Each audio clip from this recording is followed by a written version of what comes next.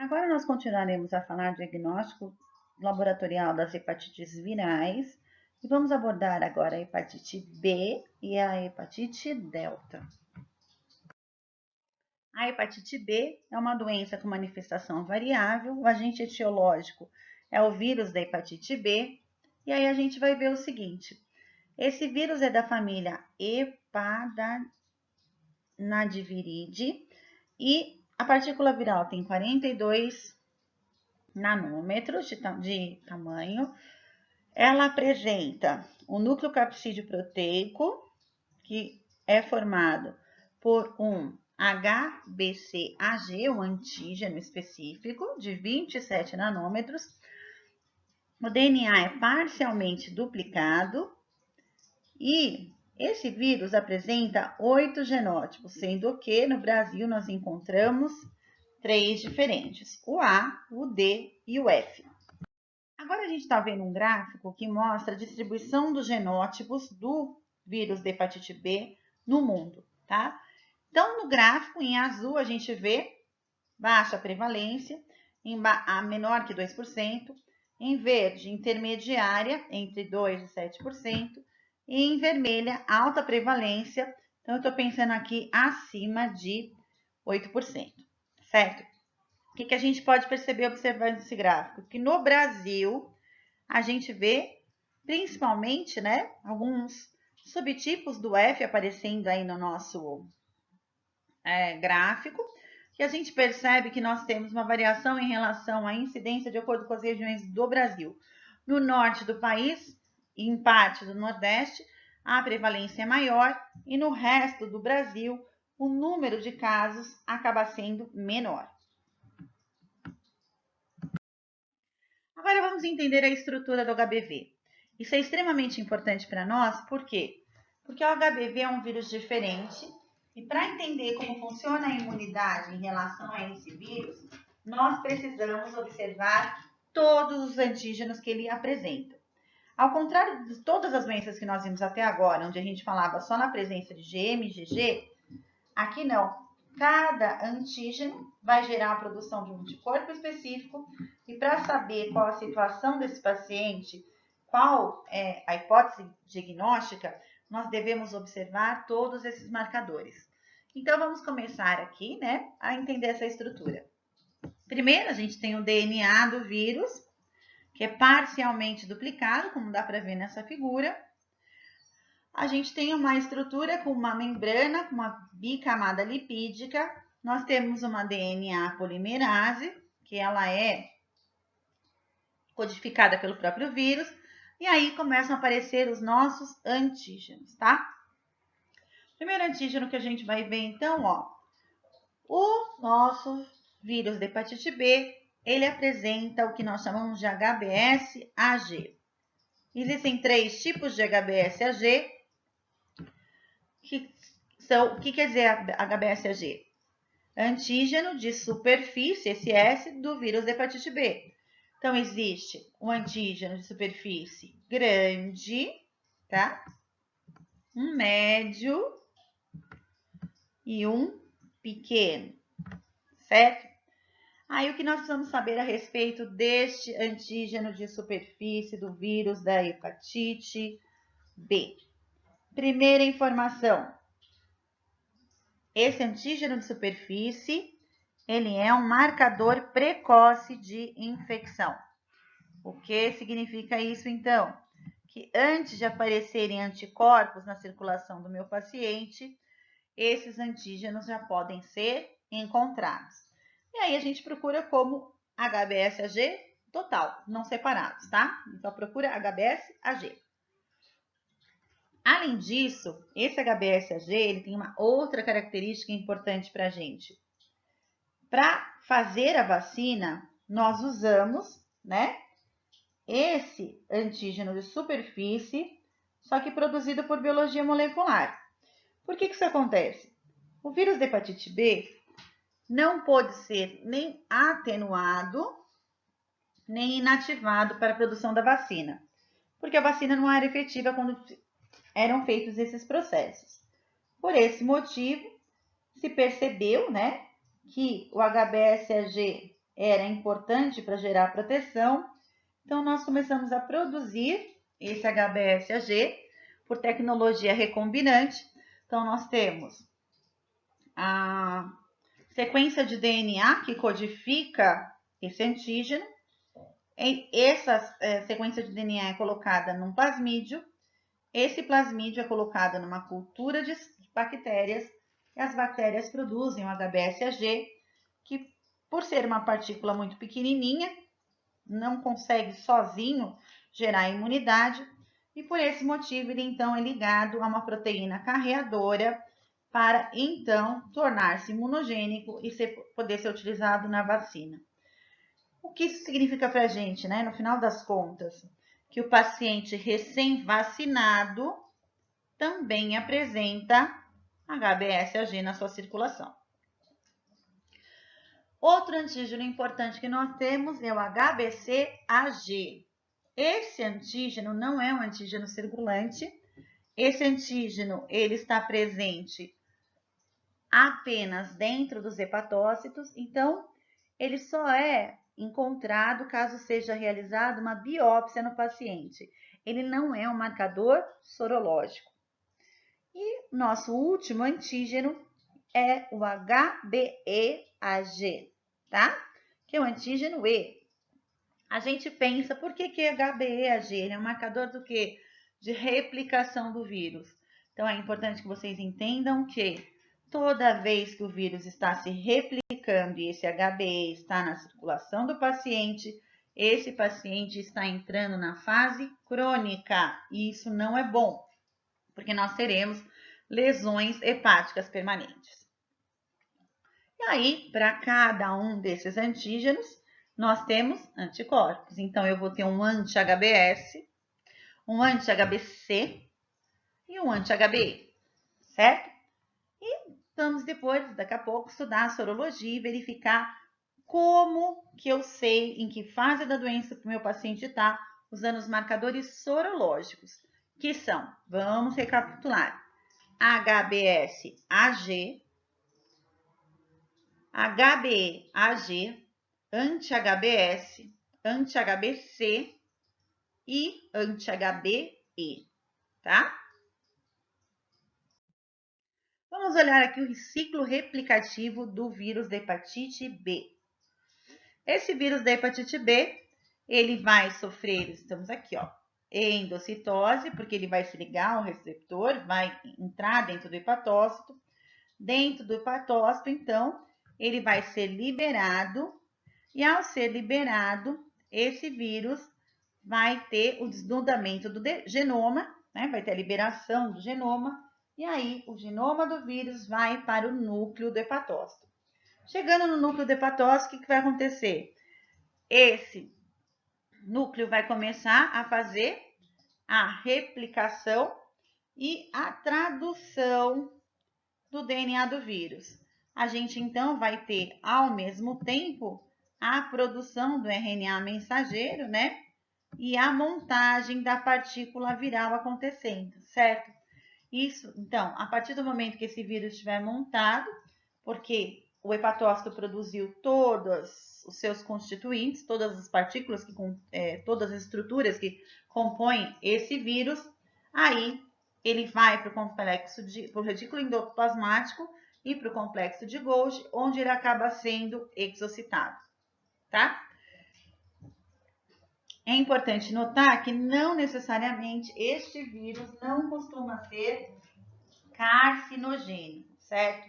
Apesar de se ligar ao DNA da célula hospedeira, ele não costuma causar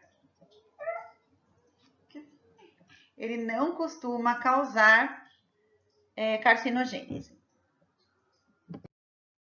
Como que acontece a transmissão do vírus da hepatite B?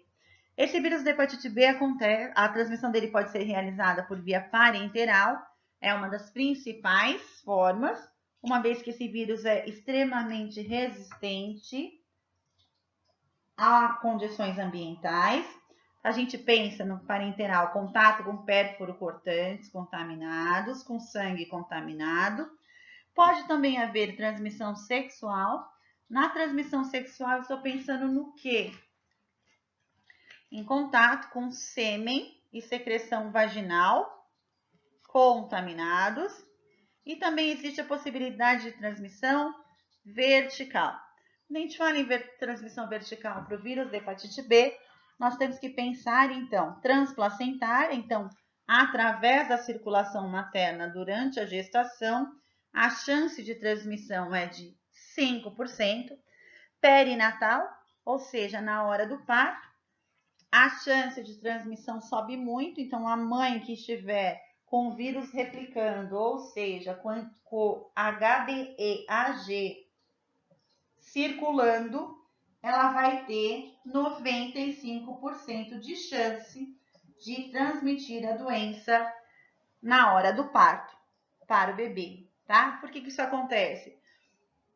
Porque as secreções maternas podem apresentar o vírus e contaminar, então, o bebê, assim como na hora do parto, acontece, então, a troca sanguínea entre a mãe e o bebê. Então, essa via perinatal é a principal via de transmissão vertical do vírus da hepatite B. E nós também temos a possibilidade, né, remota, que são alguns estudos que estão sendo realizados, de contato com leite materno ou, por exemplo, com saliva. Então, alguns estudos preliminares mostraram que isso pode acontecer, tá? Mas não é nada conclusivo. Aqui a gente vê um gráfico que foi publicado em 2017 pela Organização Mundial de Saúde, mas que é relacionado à incidência de hepatite B no mundo em 2015. A gente vê, então, que em 2015 se estimava que existissem 257 milhões de pessoas doentes, né, portadoras de hepatite B no mundo todo, sendo que 115 milhões estavam no Pacífico Oeste. A gente vê que quase metade das pessoas está na mesma região. As Américas estão com aproximadamente, estavam com aproximadamente 7 milhões de pessoas contaminadas nesse período. Então, a gente vai começar a falar das manifestações clínicas para entender melhor o que esse vírus faz. A gente vê aqui que o período de incubação é de 30 a 180 dias, ou seja, 1 mês a 6 meses, é muito tempo. Durante a infecção aguda, os pacientes podem apresentar uma infecção benigna, com leves alterações gastrointestinais. Existem pessoas que vão apresentar uma forma ictérica e progressiva, e 90% dos adultos infectados conseguem reverter os sintomas. O que significa isso, né? Que esse paciente, apesar de ter contato com o vírus, ele não vai ter lesão permanente, ele não vai apresentar cronificação. Aí, então, 10% desses adultos, né, vão ter uma infecção crônica. E durante esse período de infecção crônica, em que o vírus está replicando, então a gente vê a presença do HBsAg em alta concentração na circulação desses indivíduos que estão com a doença na fase crônica. A gente percebe, então, que em relação à transmissão vertical, mães infectadas com HBeAg reagente têm 70 a 90% de chance de transmitir a doença, e os recém-nascidos, então, podem já nascer com a cronificação. Vejam como é grave isso, né? Então, você já nasce com um bebê com problema hepático grave, certo? Crianças menores de 5 anos têm de 70 a 90% de chance de adquirir a hepatite B e entrarem no processo de cronificação. E a gente vai ver que, em geral, de 20 a 25% das pessoas que chegam nessa fase crônica, certo? Vão, então, desenvolver uma forma mais grave da doença, em que ocorrerá o desenvolvimento de cirrose e hepatocarcinoma ou carcinoma hepatocelular. Agora discutiremos como os marcadores sorológicos de hepatite B vão estar presentes durante a fase aguda. Então, neste gráfico, a gente vê aqui no eixo Y a concentração, o título, né, que nós temos desses anticorpos. E embaixo, no eixo X, nós vemos, então, semanas. Então, vamos entender o que acontece, o que nós vamos perceber a partir disso. A gente tem aqui, ó, o dia 0, né? Seria o dia em que ocorre a infecção. A partir do momento que acontece a infecção, o primeiro marcador que nós poderíamos encontrar não é um marcador sorológico, é o quê? O DNA do vírus, certo? Aproximadamente, perto dos 25 dias de infecção, nós começamos a encontrar aqui o primeiro marcador sorológico, que é o HBsAg. Apesar disso, esse marcador sorológico, HBsAg, apesar de ser um marcador precoce, ele não está presente durante a fase aguda completamente. Por quê? Porque serão produzidos anticorpos que vão dificultar a replicação viral até que ocorra aqui a produção do anti-HBs, determinando que esse paciente agora, né, ele não está mais com o vírus circulando. Tudo bem? Além disso, com aproximadamente 6 semanas de infecção, nós vamos ver, então, que começa a aparecer o IgM, tá aqui, ó, em roxinho, né? O anti-HBc IgM, que sobe e desce. E a gente vê também aqui que começa a aparecer o que a gente chama de anti-HBc total. Por que é o anti-HBc total? Porque este marcador, então, ele é uma soma do anti-HBc IgM e do anti-HBc IgG, certo? Nós percebemos também que durante essa fase aguda, pode começar a acontecer a replicação do vírus a partir do momento que nós encontramos o HBsAg na circulação. E aí, se o paciente entrar na fase aguda e continuar na fase aguda, o que vai acontecer?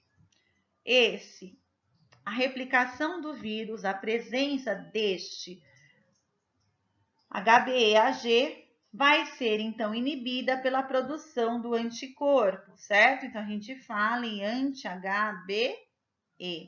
A presença do anti-HBe faz o quê? Bloqueia a replicação viral e, assim, esse paciente entra na fase aguda, mas ele não vai ter cronificação acontecendo, certo? Os sintomas relativos à hepatite vão aparecer nesse paciente em torno, aproximadamente, entre, né, a 10ª semana e a 20ª, mais ou menos, semana, ou 18ª semana de infecção, certo? A gente tem que lembrar que o período de incubação é longo, que é esse período em que o paciente não vai ter sintomatologia aparente. Agora, o que acontece na fase crônica? Na fase crônica, os marcadores sorológicos mostram para a gente que a produção de anticorpos não é capaz, então, deixa de ser capaz de controlar a replicação viral. Então, vamos perceber aqui, ó. Esse paciente passou 6 meses, né, de um período de doença aguda. A gente vê aqui, ó, os 6 meses aparecendo. Lembrando, né, que os 6 meses seriam o equivalente a mais ou menos 24 aqui semanas. Aí, o que vai acontecer? E essa infecção não se resolveu. Por que ela não se resolveu? Porque este paciente não parou de produzir o HBeAg. Este paciente continuou a apresentar replicação viral. Essa presença dessa replicação viral contínua e a ausência do anti-HBs, vejam, o HBsAg está aqui. O anti-HBc total está aqui. O IgM também está aqui. Mas eu não tenho anti-HBs. Então, esses dois fatores, a falta do anti-HBs e a replicação constante viral, que é demonstrada pela presença do HbAg. Esses dois fatores mostram para nós que esse meu paciente está evoluindo por uma fase crônica, certo? Essa evolução é relativamente lenta e a partir dessa entrada na fase crônica, você começa a ter lesões permanentes que podem ser encontradas no fígado. Durante a fase crônica, o vírus ele começa a replicar constantemente e por esse motivo eu consigo encontrar o DNA do vírus por toda a fase crônica. Caso o paciente consiga começar a produzir o anti-HBe, ele vai conseguir então em algum momento, né, fazer o controle dessa replicação viral e aí ele passa a ser um paciente que apresenta um bom prognóstico. Por quê? Porque apesar de ter tido lesão hepática, a replicação viral está sendo controlada e, consequentemente, ele vai ter, então, essa lesão sendo controlada, certo? Para fazer o diagnóstico laboratorial, então, o que a gente vai ver? Como sempre, nós falamos das outras hepatites. ALT e AST são importantes para mim, porque elas demonstram o que está acontecendo, né? Elas fazem uma avaliação, uma triagem do perfil hepático. E a gente vai lembrar mais uma vez que a ALT é mais importante que a AST. Por que isso acontece, né? Porque a ALT é a enzima que é mais, a transaminase, que é mais específica para o tecido hepático, certo? E se eu tiver num paciente valores muito altos de ALT, 10 vezes o valor de referência, eu vou dizer que tem uma hepatite aguda. Agora, se esse valor estiver aumentado, mais relativamente próximo aos valores de referência, eu vou dizer que este meu paciente tem hepatite crônica. Aí eu vou pensar na janela diagnóstica. Quando eu falo na janela diagnóstica, eu vou pensar tanto na pesquisa de anticorpos e antígenos por sorologia, quanto, né, na detecção do DNA deste vírus. Então, o que acontece? Se eu pensar na sorologia com pesquisa de anticorpos, o que eu sei? Que eu tenho de 30 a 60 dias de janela diagnóstica, que é o período em que os anticorpos vão estar em concentração suficiente para poderem ser detectados.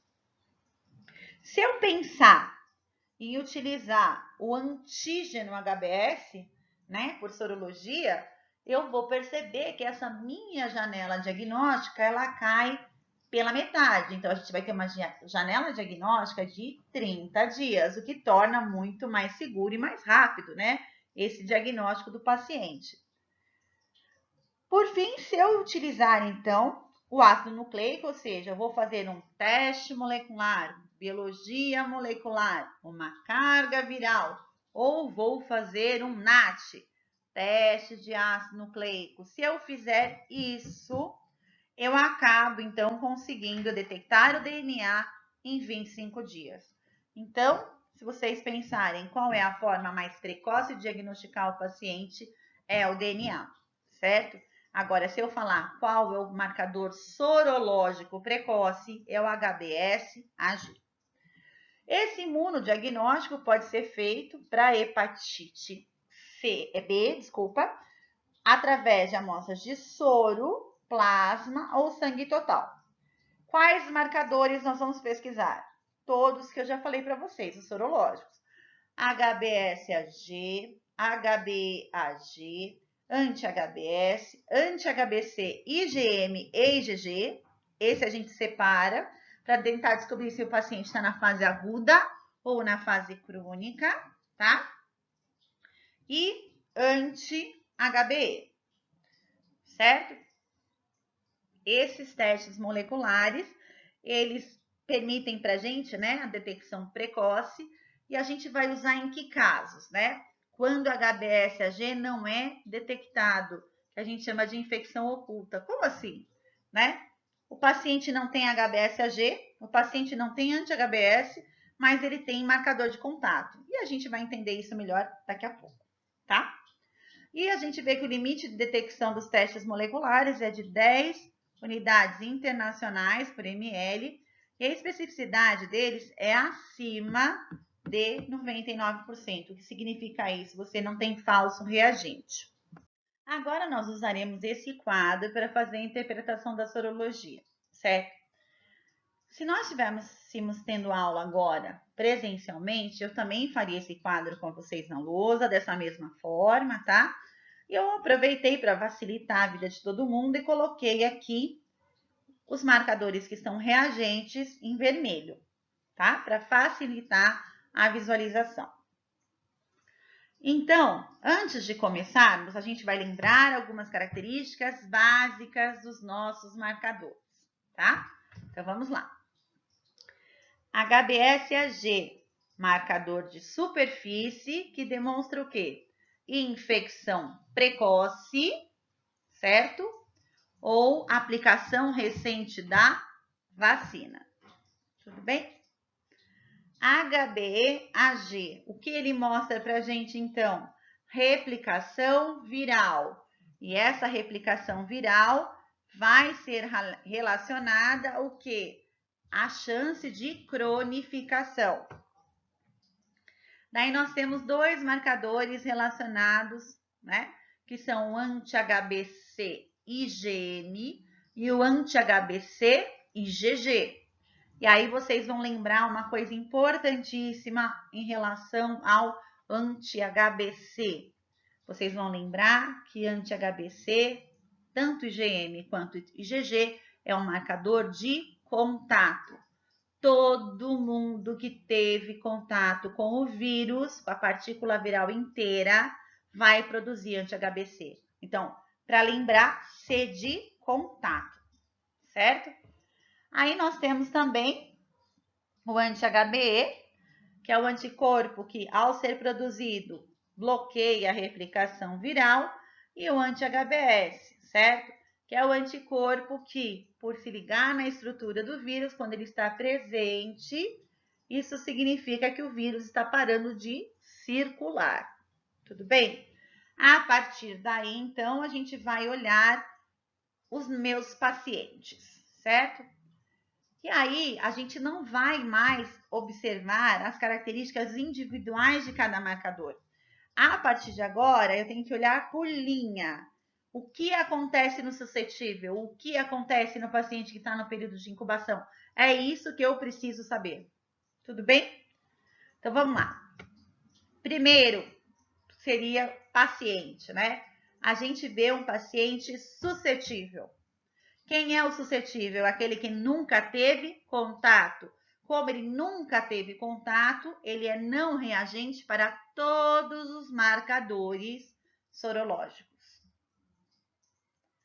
Meu segundo paciente é o paciente que está no período de incubação, ou o paciente que é uma infecção precoce, tá?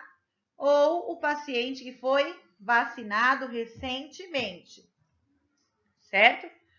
E aí, o que eu vejo? Esse paciente vai apresentar na circulação somente um marcador sorológico reagente. Qual é esse marcador sorológico? O HBsAg. Aí vocês podem estar pensando, nossa, e agora? Se eu encontrar o HBsAg na circulação, eu vou fazer o quê? Eu vou esperar 30 dias, se esse HBsAg estiver sozinho, e vou repetir o exame. Depois de 30 dias, algo vai mudar. E aí eu descubro o que está acontecendo com o meu paciente, tá? Uma das coisas que pode mudar, né, é o paciente se tornar o terceiro paciente, que é o paciente que foi imunizado, o paciente que tomou a vacina e a vacina funcionou. Então, o indivíduo que é imunizado, ele para, né? Ele antes, no começo, ele tinha aqui tomado a vacina, então ele tinha o HBsAg reagente.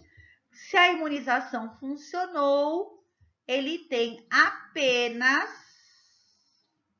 o anti-HBs reagente.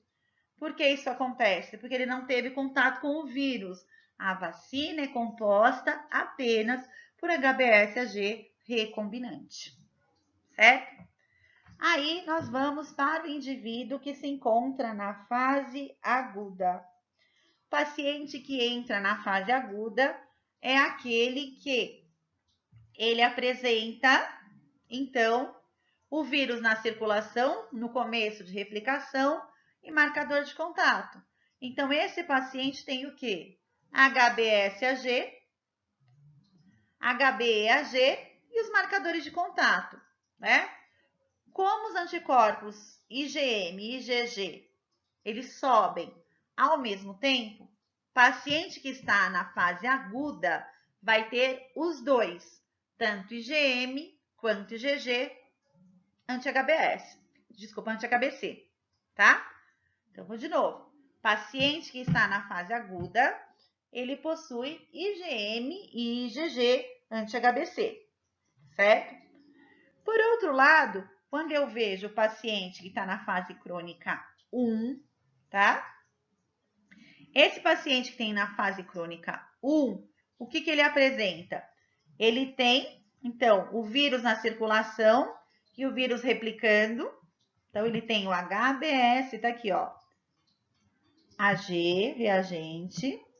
O HBE, AG, reagente.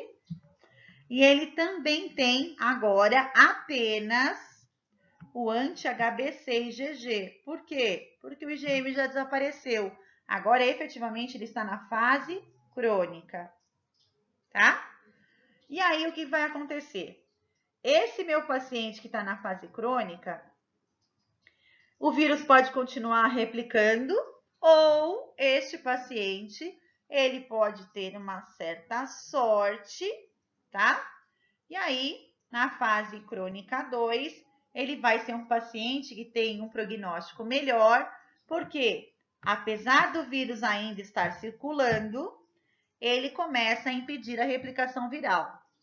Então, este paciente na fase crônica 2, ele vai apresentar HBsAg reagente, anti-HBC IgG reagente e anti-HBe reagente. E é este anti-HBe que mostra para a gente que o vírus não está mais replicando e esse paciente, então, encontra um bom prognóstico, apesar de ter o vírus ainda na circulação.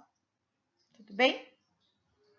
Aí, esse paciente pode entrar na fase de janela imunológica. Como assim, né? A gente está vendo que ele apresenta, então, contato com o vírus, ele teve contato, porque ele tem um anti-HBC IgG. Este paciente, ele pode ter ou não replicação viral, só que nele eu ainda não encontro anti-HBS. E é o anti-HBS que confere para mim a imunidade, a proteção real, tá? Por isso que eu falo em janela, que esse paciente pode ter uma janela imunológica.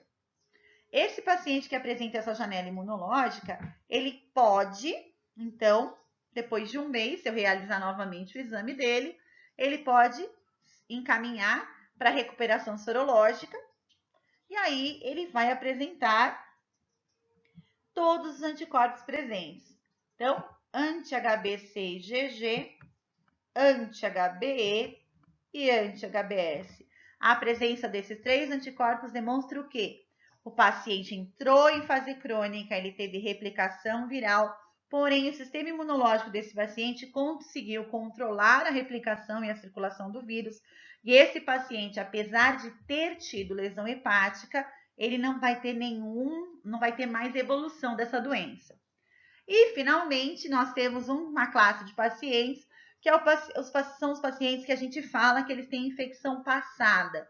Ou seja, nesse paciente, por algum motivo, o vírus não conseguiu replicar, mas esse paciente, ele mostra que ele teve contato, né? E que ele chegou a ter o vírus circulando no organismo dele. Então, este paciente aqui, que teve infecção passada, ele vai ter o quê? Ele vai acabar apresentando, então, anti-HBC IgG reagente e anti-HBS reagente, certo? E assim nós acabamos os principais tipos de padrão de resposta dos indivíduos à produção de anticorpos em relação à hepatite B. Agora nós vamos começar a fazer o quê? A gente vai começar a ver os fluxogramas que são propostos pelo Ministério da Saúde para fazer, então, o diagnóstico das hepatites B. Então, a gente vê aqui que eu vou pegar uma amostra de sangue do meu paciente e vou fazer um teste rápido para detecção de HBsAg. Aqui vocês estão prestar atenção. Eu não estou fazendo um teste rápido que procura anticorpo. Eu estou fazendo um teste rápido que pesquisa a presença de antígenos, certo? E aí a gente vai lembrar que esse antígeno ele é utilizado como marcador precoce de infecção, certo? Então vamos lá. Se esse resultado não der válido, eu vou repetir esse mesmo teste rápido. E aí a gente tem que lembrar que validade é essa. De novo, são aqueles testes em que eu tenho um controle de reação que deve aparecer, uma linha de controle ou uma manchinha de controle. Se ela não aparece, eu repito o mesmo teste. Se ela não aparecer mesmo assim, eu vou ter que encaminhar esse paciente que está fazendo uma campanha de saúde para fazer, então, num laboratório de análises clínicas do governo, né, do SUS, para fazer o exame laboratorial, porque não está funcionando essa técnica que eu adquiri. Agora, se esse teste que eu fiz lá em cima, rápido, para detecção de HBsAg der reagente, eu vou dizer então, né, ele deu válido e deu reagente, eu vou encaminhar esse paciente para o serviço de saúde para confirmar o diagnóstico de hepatite B. Por que isso? Porque esse teste que nós usamos em campanhas de saúde, primeiro, ele só detecta HBsAg, segundo, ele é um teste de altíssima sensibilidade. Consequentemente, ele tem chance de dar falso positivo ou falso reagente. Por isso que nós devemos, então, repetir esses exames. Aí, se esse teste der não reagente, eu falo que, olhem, prestem atenção no laudo. Amostra não reagente para HBsAg. Eu não sei se esse paciente tem uma infecção crônica. Eu sei que o HBsAg, que é um marcador precoce, ele não tem. Aí, a gente vai para o segundo fluxograma, que é um fluxograma de análises clínicas, certo? Aí, nesse caso, no laboratório de análises clínicas, eu posso usar sangue, soro ou plasma, tanto faz. E para fazer esse exame, eu vou usar no protocolo do SUS, né? Inicialmente, a gente faz o quê? O teste de HBsAg, vou pesquisar o antígeno de que forma? Por ELISA, certo? E aí, se der reagente, né? O meu resultado, aí sim, no SUS, tá? Eu vou fazer o quê? O teste para verificação de presença de anti-HBC total, certo? Se esse teste que vai quantificar a presença de anti-HBC total der reagente, eu falo aí sim que a minha amostra é reagente para hepatite B, para o vírus da hepatite B. Se essa amostra der resultado não reagente, eu faço a quantificação da carga viral. Para quê? Para ver se o anticorpo não apareceu ainda. Pode ser que seja isso, certo? Se a carga viral der detectável, eu confirmo então que a amostra é reagente para vírus de hepatite B. Se a carga viral der não detectável, a amostra é não reagente para hepatite B. E fala assim, nossa, mas como pode ser não reagente? O que aconteceu com esse primeiro resultado aqui? Ele era falso positivo. Vejam, esse é o fluxograma que é feito no SUS, tá? Agora, se você for num médico que não seja do SUS, em que você tem um plano de saúde, ou mesmo médico que você esteja pagando, e você for fazer o exame, como que ele vai solicitar?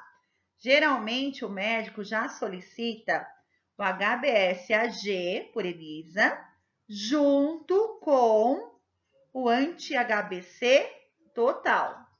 Já é solicitado de uma vez. E aí, se der reagente, você vai pegar o resultado do exame, vai levar ao médico. Provavelmente, se ele não for um hepatologista ou infectologista, o que ele vai fazer? Ele vai pedir para você marcar um especialista, certo? E esse especialista vai fazer a solicitação da carga viral. Por que no SUS eles começam com o HBsAg só? Porque assim você tem uma chance de identificar os pacientes em infecção precoce, certo? A gente tem que lembrar, se o paciente tiver na infecção crônica também, o que vai acontecer? Quem está na fase crônica continua produzindo o HBsAg. Por quê? Porque o vírus continua circulando, certo? Então, se no SUS a gente escolher esse tipo de protocolo, de fluxograma, a gente acaba economizando, tá? Porque aí eu não preciso fazer este aqui para todo mundo, nem a carga viral.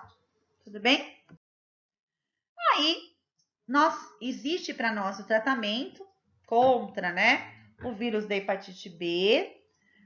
Só que o tratamento é feito em algumas condições. Quais seriam essas condições? A gente vai pensar em carga viral maior do que 2.000 unidades internacionais por ml. A AUT tem que estar elevada, tá? E a gente vai fazer biópsia hepática, e essa biópsia vai mostrar que o paciente tem alterações estruturais hepáticas. Isso também pode ser feito se o paciente tiver com cirrose hepática e o DNA sendo detectado no soro. Por quê? Porque esse tratamento visa fazer o quê? Controlar a carga viral. A gente tem que lembrar o seguinte: tratar não vai melhorar o fígado, vai impedir que ele continue a ser danificado pelo vírus, certo? O fígado tem uma certa capacidade de regeneração, mas quando você já entra na fase crônica da doença, como a gente viu na aula passada, você já passou dessa capacidade regenerativa, certo? Então, o tratamento visa o quê? Impedir que o vírus continue a replicar e continue a causar danos hepáticos. Então, quais medicamentos a gente vai usar? Interferon alfa, uma vez por semana, para quê? Para estimular a resposta imunológica. O interferon, ele é aquela citocina que faz o quê? Ela acaba estimulando as nossas células NK e os linfócitos CD8 a eliminarem células infectadas por agentes intracelulares, como acontece no caso do hepatócito e do vírus hepatite C, tá? Ao mesmo tempo que o paciente vai tomar um medicamento para estimular essa resposta imunológica, o que vai acontecer? Existem alguns medicamentos antivirais que podem ser usados para o tratamento de hepatite B. Qual é o problema? Cada um deles apresenta vantagens e desvantagens bem específicas. Então, vamos lá.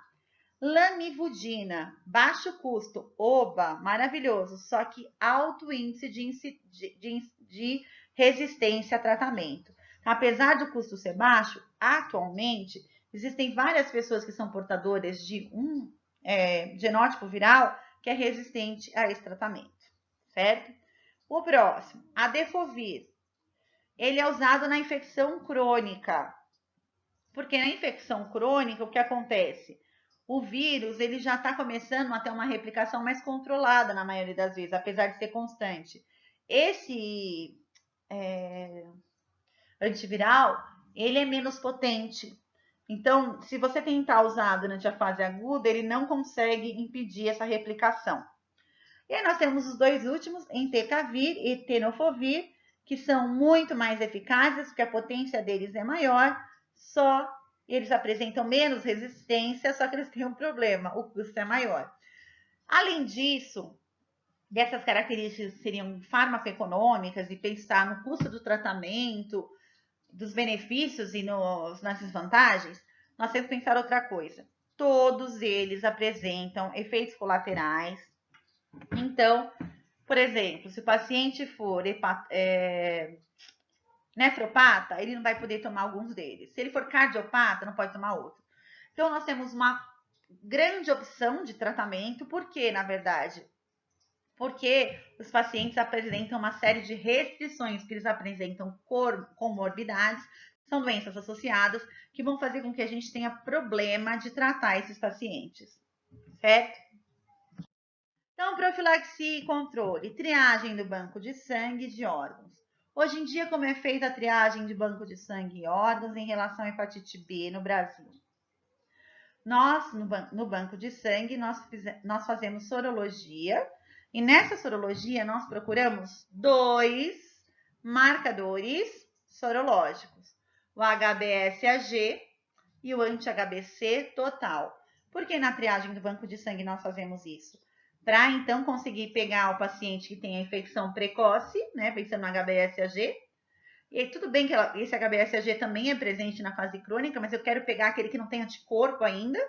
E o anti-HBC total, ele vai mostrar para mim qualquer paciente que teve contato com o vírus. E também para melhorar a segurança, né, dos receptores, das pessoas que vão receber esses transplantes ou o sangue transfundido, atualmente a gente também faz determinação da carga viral, certo? Além disso, nós temos que seguir as normas de biossegurança para descarte de pérfuro cortantes. A gente pensa também, né, no pré-natal. Então, todas as mulheres, sem exceção, que estão grávidas, obrigatoriamente, elas devem, então, fazer a triagem para a hepatite B. Como essa triagem é feita, né? A gente vai fazer um teste rápido para detecção de HBsAg. Nós temos que lembrar de preservativo, porque a doença é uma doença sexualmente transmissível, tá? E nós temos imunoprofilaxia. Nesse caso, nós temos os 2 tipos de imunoprofilaxia, o passivo e o ativo. A gente tem que lembrar que a imunoprofilaxia passiva é aquela em que o indivíduo recebe anticorpos prontos para gerar uma proteção imediata e que não leva à proteção duradoura, então não gera memória. Então, eu estou pensando no quê? Na imunoglobulina humana, para a hepatite B, que é usada em recém-nascidos de mãe HB reagente e também após acidente de trabalho. Para que eu uso isso, então? Esse paciente vai receber uma grande quantidade de anticorpos prontos, anti-HBe, para quê? Para impedir essa replicação viral, e impedindo essa replicação viral, a partir daí, a gente impede que esse paciente entre em fase crônica, tá? Lembrando que para o bebê isso funciona porque 95% das transmissões verticais acontecem na hora do parto, certo? Então, usar essa imunoglobulina humana vai realmente proteger o bebê de desenvolver essa doença a longo prazo. E a gente vê também, né, em relação à imunoprofilaxia, a ativa. Então, eu tô pensando no quê? Numa vacinação, certo? E aí, quando a gente pensa nessa vacinação, a gente vai lembrar que a vacina deve ser aplicada na população em geral e, claro, se na população geral todos vão tomar, todos os profissionais de saúde também devem ser vacinados para impedir que eles sejam contaminados com o vírus da hepatite B. Essa vacina, como eu disse para vocês anteriormente, ela é produzida por tecnologia recombinante, ela é composta apenas pelo HBsAg, certo? Então, ela é uma vacina que não causa doença, porém, para causar imunização, como esse HBsAg recombinante, ele é pouco imunogênico, mesmo estando ligado a uma proteína carreadora, são necessárias várias doses da vacina para gerar imunização. Tudo bem? Então, vamos ver aqui como funciona esse esquema vacinal. O que a gente percebe em relação ao esquema vacinal? A gente vê aqui, ó. Eu tenho, então, 3 doses da vacina, certo? Vou fazer essas 3 doses inicialmente. Se eu faço essas 3 doses é 0, né? 30 dias e depois são geralmente 90 dias, tudo bem? Tomei as 3 doses, faço os testes sorológicos para determinar a concentração de anti-HBs. Para quê? Para ver se esse indivíduo foi imunizado, certo? Se ele tiver mais do que 10.000 unidades internacionais de anticorpos por ml, eu posso encerrar aí a vacinação. Agora, se ele tiver menos que 10.000, eu tenho que pensar, esse teste foi realizado há mais de 6 meses após a última dose? Se a resposta foi sim, o que eu vou fazer, né? Eu vou aplicar uma dose da vacina e repetir o anti-HBs após 4 a 12 semanas, para ver se isso muda, certo? Se eu apliquei mais uma dose, então a pessoa tomou 3, ela está tomando a 4ª, né? Se eu apliquei essa 4ª dose e o número de anticorpos está maior que 10.000, ok, o indivíduo está imunizado. Se está menor do que 10.000, o que eu vou fazer? Um outro esquema vacinal completo. Ou seja, esse indivíduo tomou 3 doses, certo? Mais uma. Então, tomou 4. Ele precisa tomar mais 2. Considerando que essa 4ª dose foi a primeira que ele tomou. Tudo bem? Aí, vamos esperar aqui. Agora, se esse exame foi realizado há menos de 6 meses, o que eu faço? Eu administro o segundo esquema vacinal com 2 doses. De qualquer forma, né? Aqui tem o segundo, aqui também, ó. Faço o segundo esquema vacinal completo. Espero de 4 a 12 semanas depois da última dose e repito o exame. Se agora ele ficou imunizado, ok, muito bem, ele está protegido. Se mesmo assim ele continua não imunizado, a gente considera que esse indivíduo é um mau respondedor e por ser um mau respondedor, este indivíduo, então, ele não adianta vacinar, porque ele vai continuar desenvolvendo a doença de qualquer forma, tá? Ele não vai ficar protegido se ele entrar em contato, porque ele é desse jeito. Não adianta tentar mudar. Aqui a gente vê um esquema de vacinação de cobertura em crianças, né? Em 2016, então em 2016, nós no Brasil afirmávamos, como a gente pode ver no gráfico, azul claro, de 80% a 89% das crianças, então, eram vacinadas contra hepatite B. O que a gente tem que lembrar é o seguinte, que são as crianças que têm registro, certo? Porque criança que não é registrada não existe. Se não existe, não toma vacina, não vai no posto de saúde. Então, esses dados são sempre dados que não consideram todos os indivíduos, principalmente aqui no Brasil, pela forma que isso funciona, certo? Para acabarmos, então, a discussão das hepatites virais, vamos agora para a hepatite D. Para vocês não confundirem, nós vamos falar hepatite delta, tá? Também porque esse vírus, ele faz parte da família Delta viridae e do gênero Deltavírus, tudo bem? Nesse caso, a hepatite delta, ela vai poder existir em 2 formas diferentes. Nós falamos em co-infecção e superinfecção. Por que isso acontece? Devido às características do vírus. O vírus da hepatite delta, ele é um vírus circular, de RNA circular de fita simples, tá? Partícula viral pequena, de 36 nanômetros, e ele apresenta 8 genótipos diferentes. Aqui a gente vê como esses 8 genótipos eles acabam se distribuindo no mundo. Que a gente percebe, né, que na região da América Latina, em geral, a gente vê, é mais frequente o genótipo 3, tá? Se nós olharmos o Brasil, como ele se encontra, né, como que está aparecendo isso, a gente vê que a gente tem principalmente muito baixo, alto, em algumas regiões, em algumas regiões do Brasil não tem dados específicos sobre os genótipos.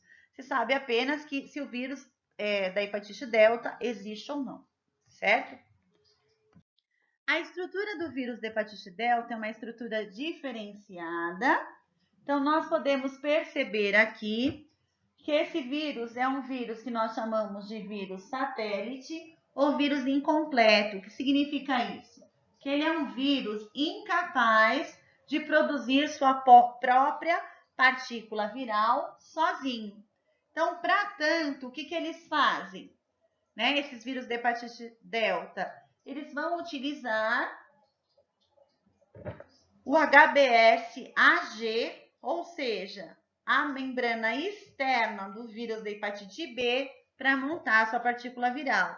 Então, aí a gente vê o seguinte, né? Basicamente acontecendo. Eu tenho aqui, ó, na parte externa do vírus, é montada com a estrutura do vírus da hepatite B, e na parte interna, efetivamente, aí nós temos os antígenos da hepatite delta, certo? Então, a gente vê aqui o RNA do vírus e os antígenos virais formando o núcleo capsídeo. Mas a gente vê que a partícula externa é formada, então, pelo vírus da hepatite B, certo? Isso faz com que nós tenhamos uma condição muito específica. Por quê? Porque só é possível ter hepatite delta se você também tiver, ao mesmo tempo, hepatite B, porque o vírus da hepatite delta não consegue montar a partícula viral dele. Vamos olhar aqui o ciclo replicativo, né? Então, vamos observar o que ele faz. Então, temos aqui, ó, a partícula viral, né, que é o nosso vírion. Ele vai se ligar a um receptor de membrana presente nos hepatócitos. E aí, o que vai acontecer? Ele vai injetar o núcleo capsídeo, ou seja, né, a proteína do material genético. Esse RNA viral vai para o núcleo da nossa célula, do nosso hepatócito, e vai então fazer uma leitura desse RNA, que vai gerar a produção do RNA mensageiro, que vai começar a produzir todas as partículas, né, necessárias para a produção do núcleo capsídeo. E aí, esse vírus vai aproveitar a parte externa do vírus da hepatite B para montar um capsídeo completo e formar seu vírion. Então, a transmissão, ela deve ser similar à da hepatite B, certo? Então, a gente vai pensar em quê? Parenteral, sexual, e no caso da hepatite delta, é extremamente raro, tá? Muito difícil mesmo de ser encontrado, inclusive na literatura tem poucos casos documentados. Quais são as manifestações clínicas, então, relacionadas ao vírus da hepatite delta? Aí nós temos duas diferentes. A gente vai falar em co-infecção e superinfecção. Então, vamos entender cada uma delas para não ter problema. Então, na co-infecção, o indivíduo vai adquirir simultaneamente, ele não tinha hepatite nenhuma, e ele vai adquirir ao mesmo tempo os dois vírus, o HBV e o vírus da hepatite delta, certo? O que acontece? Como ele não tinha nenhuma lesão hepática, esse indivíduo vai apresentar um período de incubação semelhante à incubação do vírus da hepatite B, certo? Geralmente, essa infecção, essa co-infecção, geralmente ela é autolimitada e apenas 5% dos indivíduos vão evoluir para a fase crônica. Por que isso acontece? Isso é importante vocês perceberem. Porque na maioria dos pacientes, o vírus da hepatite B é controlado, né? 95%. Então, é a mesma porcentagem, porque se eu não tiver o vírus da hepatite B, o delta não vai sobreviver, não vai conseguir causar a doença, porque ele precisa da estrutura do vírus da hepatite B para montar sua partícula viral, certo? Agora, existe também a possibilidade desse meu paciente apresentar uma superinfecção. Quando a gente pensa em superinfecção, a gente está pensando no quê? Um paciente que já tem hepatite B crônica, aí ele se expõe novamente e dessa vez ele vai receber ao mesmo tempo o vírus da hepatite B, de novo, mas ele já tem, certo? E o vírus da hepatite delta. Aí nós temos um problema. Por quê? Esse paciente já tem um problema hepático grave, uma lesão extensa, e aí ele vai ter um período muito curto de incubação e este paciente que tem superinfecção vai evoluir para uma hepatite aguda fulminante ou crônica severa com cirrose hepática, em 70% dos casos. Por quê? Porque a lesão hepática já existe. Então, rapidinho acontece a evolução. A gente tem uma mortalidade nesses casos que varia entre 2% e 20%, certo? Principalmente se a lesão dessa hepatite B crônica que o paciente tem for muito grave. Então, esse paciente acaba não conseguindo, não resiste a essa lesão. E às vezes, quando a gente fala numa hepatite aguda fulminante, a gente está pensando numa doença que entre você, o paciente já tem hepatite B crônica, adquirir o vírus hepatite delta e falecer, né, e ir a óbito, vai aí um período de no máximo 6 meses. Então, é muito rápida mesmo. Na maioria das vezes, vai 3, 4 meses. Então, como a gente vê a evolução dos marcadores na co-infecção. Vejam que interessante que acontece na co-infecção. Vamos olhar aqui, ó. Eu tenho, então, na co-infecção, eu tenho que adquirir os dois simultaneamente. Eu não tinha nenhum marcador, vejam aqui, ó, 0 para os dois, né? Aqui, ó, daí, estamos aqui, ó, eu não tinha nada, não tinha anticorpo, não tinha marcador nenhum. Aí eu entro em contato com os dois ao mesmo tempo. Primeiro, marcador precoce que eu vou ver quem é o HBsAg. Na sequência, já começo a conseguir detectar na circulação do meu paciente o RNA do vírus hepatite delta. Começam então as produções de anticorpos e a gente vê o seguinte: eu vou produzir aqui, ó, temos aqui o pico maiorzinho, o anticorpo IgM antidelta, tá? E aqui um pico menorzinho, o anticorpo anti-HDV total. Esse paciente, como eu falei para vocês, a maioria deles vai ter uma evolução boa. Por quê? Porque daí a resposta imunológica produzida para o vírus de hepatite B vai gerar a produção do anti-HBs. E a gente tem que lembrar que esse anti-HBs protege contra os dois. Por quê, gente? Porque o vírus de hepatite delta usa o HBsAg para montar a partícula. Então, a produção do anti-HBs nessa co-infecção consegue proteger contra os dois vírus, o vírus de hepatite B e o vírus de hepatite delta, certo? A gente vê que assim que começa ter a presença, a circulação dos dois vírus na circulação, a gente vê a elevação da concentração de ALT e os sintomas aparecendo. Que são dois vírus ao mesmo tempo tentando, né, causar problemas hepáticos, por isso que está acontecendo. Agora, a gente vai ver o que acontece na superinfecção.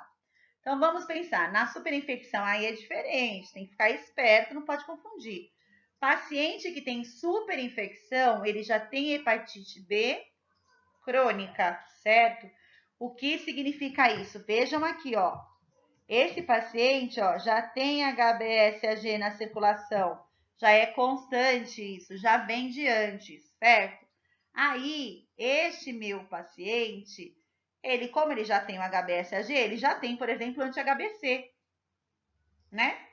E ele já tá numa fase crônica, então não tá mais tendo IgM, ele vai ter IgG. Aí, esse meu paciente que já tinha, aqui, ó, aí ele se contamina, certo? Com o vírus da hepatite delta. E a partir daí a gente vai ver o que está acontecendo. Nós vamos ver o seguinte, nós vamos ver uma piora na concentração de ALT, né? Você fala assim, mas por que a ALT estava baixa no começo? A gente tem que lembrar, eu já falei. Quando o paciente está com hepatite crônica, independente de qual seja, a concentração de ALT está aumentada, mas muito próxima do valor de referência. Porque quem já tem hepatite B crônica, já tem lesão hepática. Então, os hepatócitos não estão íntegros, consequentemente, a gente já tem uma lesão que vai causar problemas, né? Com a produção dessas enzimas. Elas já normalizam, não porque você fala assim, tá normal, tá tudo bem. Não é isso. É que os poucos hepatócitos que ainda estão vivos estão secretando o que eles têm. Mas boa parte dos hepatócitos já foram destruídos, por isso que essa concentração diminui, tá? Mas, quando eu coloco o segundo vírus aqui, tem um aumento da concentração de ALT, e eu vejo, então, que começa a produção de anticorpos anti-HBV, certo? IgM, e eu vejo que aumenta junto com o total. O que significa isso, né? Quem é que mantém essa curva alta aqui? É o IgG, uma vez que o IgM subiu e desceu, certo? A gente percebe que esse paciente com superinfecção sempre vai apresentar icterícia, com sintomas mais graves. Por quê? Porque esse indivíduo já tem hepatite crônica, certo? Causada por hepatite B crônica. Ele já tem uma lesão mais importante. Tudo bem? E o que a gente percebe? Que neste momento, este indivíduo não tem o HBS, o anti-HBS circulando. Por isso que o vírus, os dois vírus estão à vontade na circulação, certo? Porque se eu tivesse anti-HBS, eu protegeria contra os dois. Porque o vírus de hepatite B é o dono do HBsAg e o vírus de hepatite delta empresta o HBsAg do outro para poder fazer a partícula viral dele. Então, para fazer esse diagnóstico laboratorial, a gente vai lembrar de novo da ALT e da AST. A janela diagnóstica é muito variável, são 84 dias. O que significa isso? Que não é tão fácil assim detectar, né? 84 dias são quase 3 meses. A gente vai ver o seguinte, o imunodiagnóstico a gente vai fazer com soro. E aí, o que eu vou ter que fazer? Eu vou ter que fazer simultaneamente a pesquisa de IgM e IgG anti-HDV, HBsAg, certo? E anti-HBC e IgM, porque assim eu vou determinar em que fase o meu paciente está. Então, vamos olhar aqui, ó. Vamos para o primeiro. Suscetível. Quem é o suscetível? Vamos olhar os marcadores, né? Suscetível é um indivíduo que não tem nenhum marcador. Ou seja, ele não tem nem hepatite. Não teve contato com nenhuma das duas hepatites, certo? Ele nem tem só a B, nem a B mais delta. Então, ele pode pegar qualquer uma delas. Segundo perfil sorológico que a gente pode ver. Paciente que apresenta co-infecção. Co é ao mesmo tempo, certo? Se é ao mesmo tempo, o que eu vou ver nesse paciente? Prestem atenção, ó. Esse paciente vai ter HBsAg circulando e anti-HBC IgM, porque ele está numa fase aguda, certo? O IgG não está presente, porque o IgG é só na fase crônica, que eu vou depois acabar encontrando. O que a gente vai ver? Este paciente, eu posso encontrar o antígeno, né? HDV, e eu encontro nele o anticorpo IgM, certo? Agora, o meu paciente que tem superinfecção, o que ele vai apresentar? Esse paciente com superinfecção já vai ter uma resposta diferente. Ele vai ter, ó, HBsAg presente, por quê? Porque o vírus está circulando, certo? Ele está na fase crônica da hepatite B. A gente vai ver anti-HBC IgG, só ele, reagente, né? Porque o paciente está na fase crônica. E aí, a gente vai perceber que esse paciente apresenta o HDV-AG reagente e o anti-HDV IgM reagente. Por quê? Porque apesar da hepatite B estar em fase crônica, a hepatite delta é recente, ele acabou de adquirir, certo? Aqui, se vocês quiserem colocar, não é que faltou, né? Mas existe um outro perfil sorológico que a gente poderia dizer, que é o paciente protegido, o paciente imunizado, o paciente que não vai ter hepatite B nem hepatite delta. Quem é esse paciente? É o paciente que apresentar anti-HBs. O paciente que apresenta anti-HBs, ele está protegido tanto contra o vírus da hepatite B quanto contra o vírus da hepatite delta, tá? Além dessa sorologia do imunodiagnóstico, a gente também pode fazer teste molecular, nesse caso, ou em amostra de soro, ou em biópsia hepática, para fazer o quê? Procurar o antígeno HBV, certo? Lembrando que teste de biópsia não pode ser feito em qualquer paciente, em qualquer condições, porque tem muito risco de causar uma lesão no paciente, até mesmo a morte, certo? Então, essas biópsias são muito perigosas, não devem ser feitas em qualquer paciente, em qualquer condição. Para acabarmos, então, o que nós vamos fazer para tratar a hepatite delta? Hepatite delta não tem tratamento específico. Para a hepatite fulminante, que acontece nessa superinfecção, só tem uma saída, é o transplante de fígado. A gente sabe que um transplante de fígado, na verdade, um transplante de órgãos em geral é difícil de se fazer. De fígado, mais difícil ainda, né? Porque tem que ser doador morto, porque rim, pelo menos, pode ser entre vivos. O que se faz com esse paciente? A gente dá interferon alfa por 1 ano para ver se melhora essa resposta imunológica e controla a replicação viral para ver se dá tempo de fazer alguma coisa pelo paciente, certo? O que eu vou fazer então na profilaxia e controle? Triagem de doadores de sangue de órgãos, certo? Nesse caso, eu não preciso procurar o vírus da hepatite delta. Se eu procurar o da B, pode ser que o delta esteja presente ou não. Normas de segurança para a utilização de descarte perfluorocortantes, pré-natal, preservativo. E aí eu penso o seguinte: proteger na imunoprofilaxia, a proteção contra o vírus da hepatite B também protege contra o vírus da hepatite delta. E assim acabamos as nossas hepatites virais.